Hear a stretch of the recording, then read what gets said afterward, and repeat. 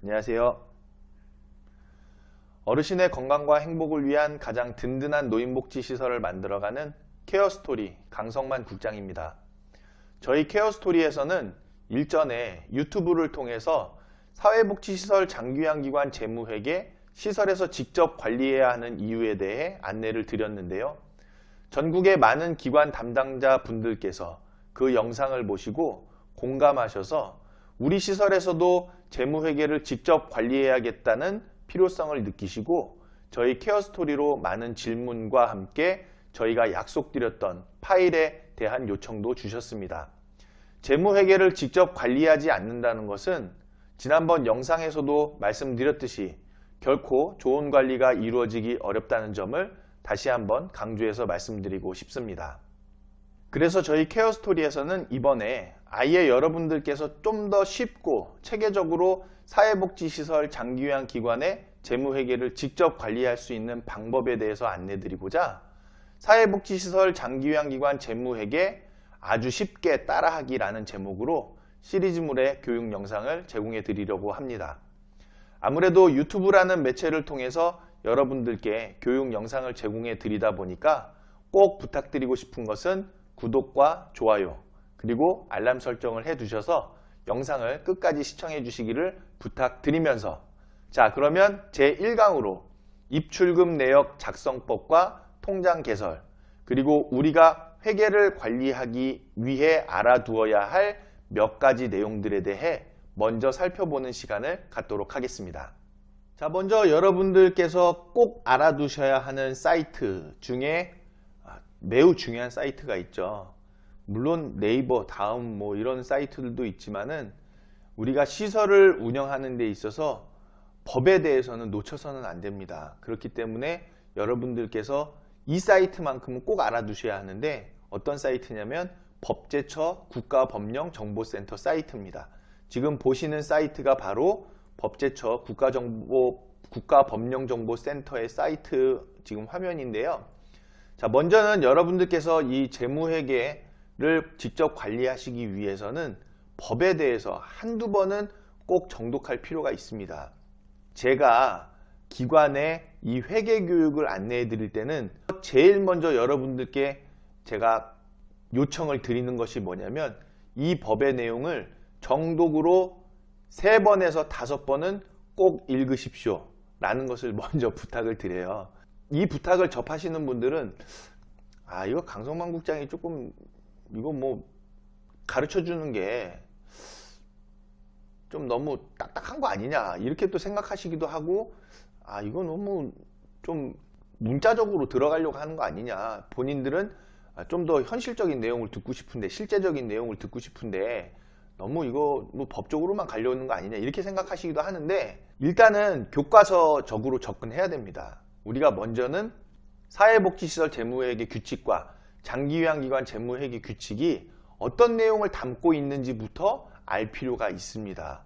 자, 그래서 그 내용을 담고 있는 사이트가 바로 이 법제처 국가법령정보센터죠.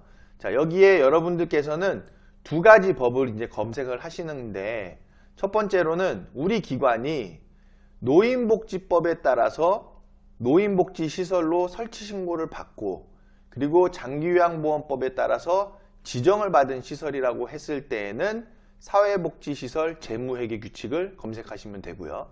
자, 두 번째로 우리 기관이 장기요양보험법으로 지정만 받은 상태다 라고 했을 때에는 장기요양기관 재무회계 규칙을 검색해서 보시면 되겠습니다. 자, 먼저 사회복지시설 재무회계 규칙을 검색해 보시면요.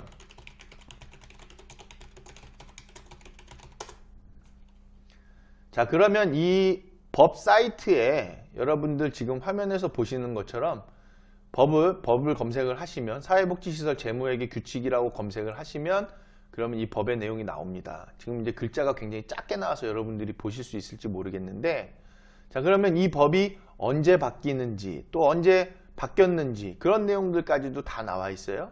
그래서 여러분들이 이 사회복지시설 재무회계 규칙은 5번 꼭 읽어주시기 바랍니다. 5번 읽으면 충분합니다. 그렇다고 이 내용이 엄청 기냐? 또 길지도 않습니다. 제가 5번 읽으라고 말씀을 드렸는데 한 어느 정도 좀 이렇게 이해가 빠르신 분들은 2번, 3번만 읽어도 충분하다. 네, 5번까지는 안 갈 확률이 높죠. 그렇지만 저는 5번을 안내를 드립니다. 자, 그렇게 읽어주시고 그 다음에 여기 보시면 별표 서식이라는 것이 있어요. 이 별표 서식 중에 우리에게 해당하는 것이 어떤 거냐면은 노인 장기요양기관의 세입 예산 과목 구분, 그리고 노인 장기요양기관의 세출 예산 과목 구분, 별표 9하고 별표 10에 있죠. 요 두 개에 대해서는 여러분들이 꼭 숙지를 하고 계셔야 됩니다. 왜냐하면 이 내용을 보시면 이 내용에 자, 화면에서 보시는 것처럼 여기에 관항목 내용들이 나옵니다. 이 관항목들은 우리가 사회복지시설 정보 시스템에다가 실제로 결의서를 입력할 때에 우리가 쓴 돈이 어느 목에 해당하는지를 정해놓은 기준이 되는 항목들이죠. 그렇기 때문에 여러분들께서는 이 두 가지, 하나는 노인 장기요양기관의 세입 예산 과목 구분 별표 9, 그리고 별표 10에 노인 장기요양기관의 세출 예산 과목 구분은 다운을 받으셔가지고 미리 출력을 해두시면 좋습니다. 그래서 출력해 놓고 우리가 사회복지시설 정보 시스템에다가 쓴 돈 내역들을 입력하실 때에 이 노인장기요양기관의 세입예산 과목 구분과 노인장기요양기관의 세출예산 과목 구분을 가지고서 내가 쓴 돈의 내용이, 우리 시설에서 쓴 돈의 내용이 어느 목에 해당하는지를 찾아보셔서 그 내용대로 입력을 해주시는 거기 때문에 반드시 이 두 가지 별표 9와 별표 10에 대해서는 여러분들이 꼭 숙지를 하시고 출력을 해 놓으시기를 당부를 드리겠습니다. 자, 그럼 이번에는 장기요양기관 재무회계 규칙을 한번 찾아보시죠. 장기요양기관 재무회계 규칙을 찾아보시면은 여기 장기요양기관 재무회계 규칙이 나오죠. 자, 이 본문도 여러분들께서 꼭 5번 정도 읽으시기를 말씀을 드립니다. 먼저 아까 제가 말씀드린 것처럼 사회복지시설로 설치신고를 받고, 즉 노인복지법에 따라서 설치신고를 받고 장기요양기관으로 지정을 받은 시설은 사회복지시설 재무회계 규칙을 보시면 되고, 그냥 우리 시설은 노인장기요양보험법에 따라서 지정만 받았다고 하면 장기요양기관 재무회계 규칙, 이 내용만 보시면 되겠습니다. 자, 여기서 이 내용은 한 5번 정도 꼭 읽어보시고요. 그리고 여기서도 마찬가지로 별표 서식을 보시면 별표 1에 장기요양기관 세입예산 과목 구분이 있어요. 자, 그리고 별표 2에서는 장기요양기관 세출예산 과목 구분이 있습니다. 사회복지시설 재무회계 규칙과 마찬가지로 여러분들께서는 이 별표 1과 별표 2의 내용을 반드시 꼭 확인을 하셔야 되고, 이 내용은 출력을 해서 갖고 계셔야 됩니다. 출력을 해서 우리가 정보 시스템에 입력을 할 때에 그때에 이 내용을 가지고서 우리가 지출한 내역이 어느 항목에 해당하는지를 찾아서 입력하게끔 되겠습니다. 자, 그러면 여러분들께서 이 국가법령정보센터에서 사회복지시설 재무회계 규칙과 장기요양기관 재무회계 규칙을 5번 정독하셨다는 것을 가정해 두고 지금부터 통장 세팅과 그리고 결의서 입력의 기초자료가 되는 입출금 내역 작성에 대한 몇 가지 내용들을 살펴보도록 하겠습니다. 자, 여러분들 지금 보시는 이 엑셀 파일은요, 유튜브 영상에 밑에 더보기에 나와 있는 전화번호로 이메일 주소를 문자로 주시면 이 현금 출납부 서식을 여러분들께 메일로 보내드립니다.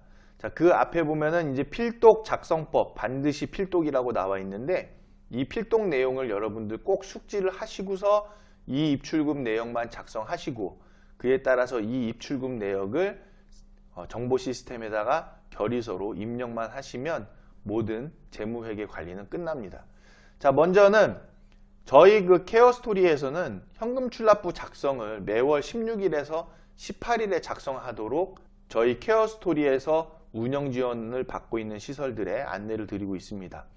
왜냐하면은 우리가 청구가 10일 정도에 끝나죠. 10일에 청구가 끝나면 보호자분들께 입소비용 안내를 해드리고 그에 따라서 보호자분들이 입금해 주시는 본인 부담금과 식재료비, 간식비가 또 병원비가 대략 한 13일, 14일 이렇게 입금이 돼요. 그래서 그 입금이 어느 정도 끝나는 시기가 16일에서 18일이다.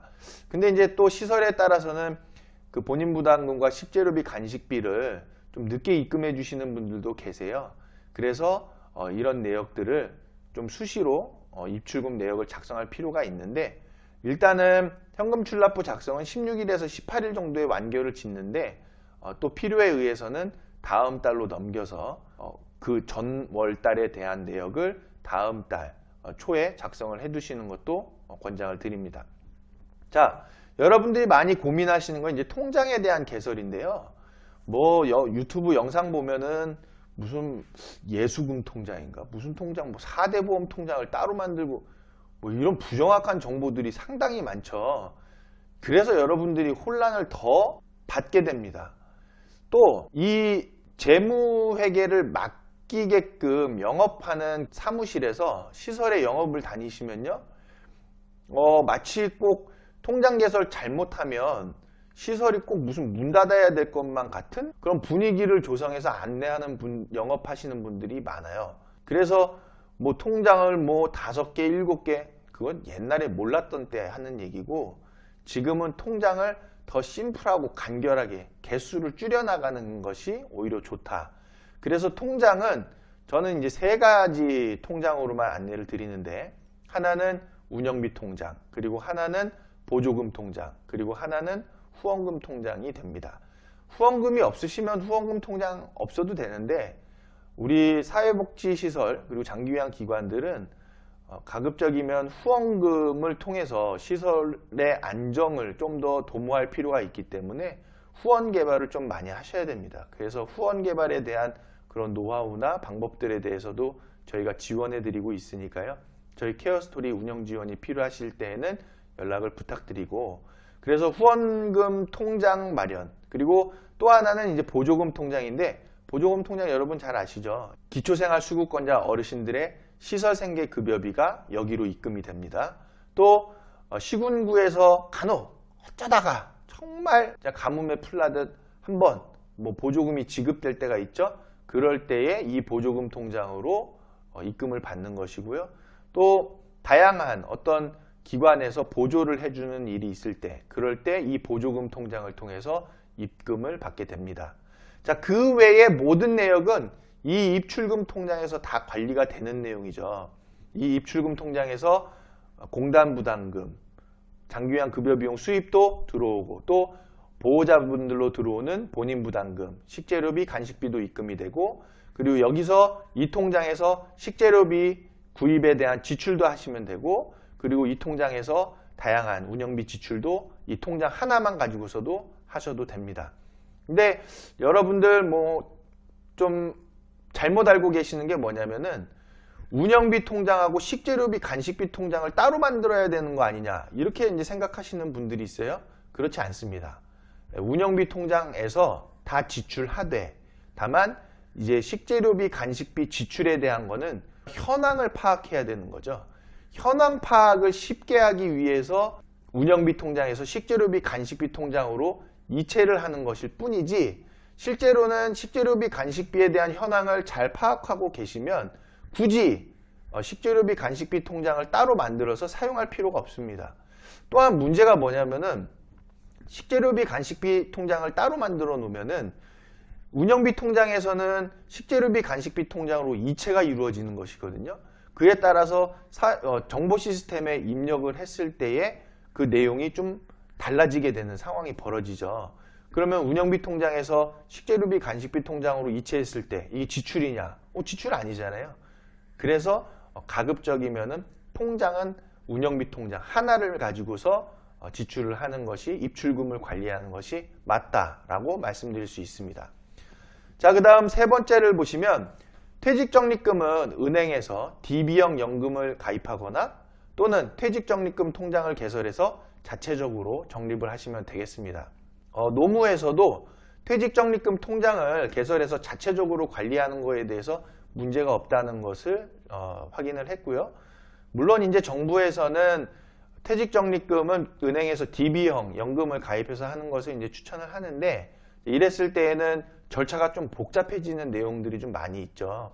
그래서 가급적이면 퇴직적립금 통장 하나를 개선해서 관리하시는 것이 오히려 수월한 관리가 될 수 있겠다라는 것으로 여러분들 아시면 좋을 것 같고, 자, 그렇게 되면 통장이 4개가 될 수 있겠죠. 운영비 통장, 보조금 통장, 후원금 통장, 퇴직적립금 통장까지도 갈 수도 있는 상황이 되겠습니다. 저는 제가 이제 시설 관리할 때에는 퇴직적립금 통장을 따로 마련을 해서 거기에다가 월별로 퇴직금을 적립하고 그 적립한 내용에 대해서 저희 선생님들께 안내를 드리는 쪽으로 관리를 했습니다. 그리고 그런 관리 방법이 오히려 더 편하고 또 관리하기도 쉽고 하는 내용이니까요.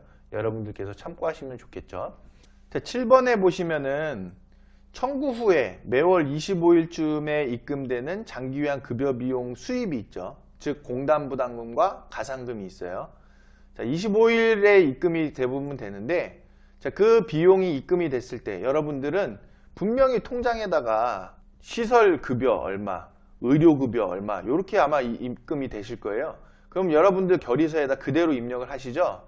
또는 그 재무회계를 관리해주는 업체에서도 그 비용에 대해서는 가산금을 따로 둬서 입력하지는 않고 있을 겁니다. 왜냐하면 그 직원들이 한 사람이 거의 뭐 25개, 30개 기관을 관리해야 되는데 그분들이 그거 어떻게 입력 따로 할 수 있겠어요? 못합니다. 그래서 여러분들 가급적이면은 시설에서 재무회계는 직접 관리하셔야 되는 것이 필요하고요.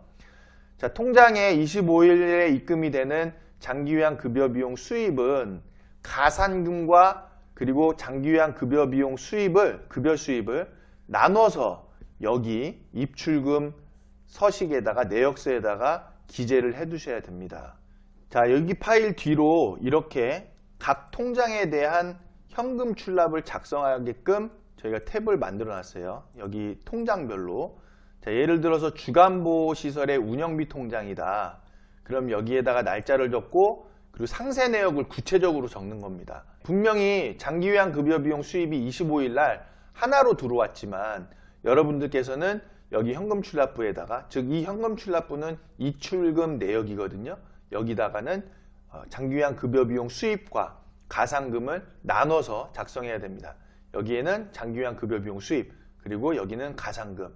한마디로 돈이 시설급여라고 해서 1,000만 원이 들어왔는데 그 1,000만 원 중에서 가산금과 그리고 공단부담금의 내용을 나눠서 여기에다가 작성을 해주셔야 된다는 거예요. 왜냐하면 이렇게 나눠서 작성을 해주시면 정보 시스템에다 입력을 하게 되니까요. 이 자체가 정보 시스템에다 입력하는 기초 자료입니다. 여러분들께서 이 내역을 이렇게 나눠서 입력을 해주셔야만이 정확하게 기재가 된다는 겁니다. 자, 그래서 여러분들이 25일 날 입금되는 장기요양 급여 수입은 가산금과 장기요양 급여 수입을 별도로 나눠서 이 입출금 내역에다가, 즉 현금출납부에다가 작성을 해주시면 됩니다. 제가 이 양식을 현금출납부라고 명칭은 했지만 실제로는 현금출납부를 여러분들이 아시기에는 우리가 7월 달에 시군구에다 현금출납 내역을 보고를 하잖아요. 그때 현금출납부는 우리가 이 결의서를 입력한 정보 시스템에서 생성된 현금출납부를 제출을 하는 거죠. 이 엑셀 파일을 제출하는 게 아니고, 이 엑셀 파일은 결의서를 입력하기 위한 기초자료, 현금출납부라는 것을 이해해 두시면 좀 더 나을 것 같습니다. 자, 7번에 이 예가 있는데 시설 의료라고 해서 뭐 1,000만 원이 통장에 입금되면 여기 현금출납부에는 장기요양 급여 수입으로 얼마와 가산금 얼마로 나눠서 여기다가 입력을 해줘라. 그 다음에 정보 시스템에다가 입력을 하게 된다라는 말입니다.